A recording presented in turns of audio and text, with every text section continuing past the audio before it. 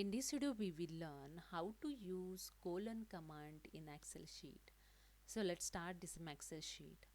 So here I'm going to add the colon command. In this Excel ribbon, not have this command. So therefore I'm going to add this. Just click on the file tab and click on the move and click on the options. Then click on the customize ribbon. Then click on the here all commands. Okay. Now here search the colon. Just select the any command and enter the C and search here the colon COLO. Okay, I got it here colon. Now this command I'm going to add in tab. These are the main tabs. I already add here the one tab PND take, so I'm going to add this command in this tab. So I select the C group and then click on the add and click on the OK. So here the last tab is a PND take, so colon is added.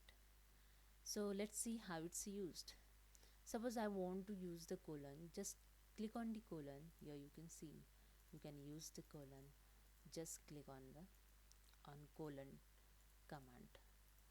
So hope you understand. If you like this video, please subscribe my channel. Thank you so much.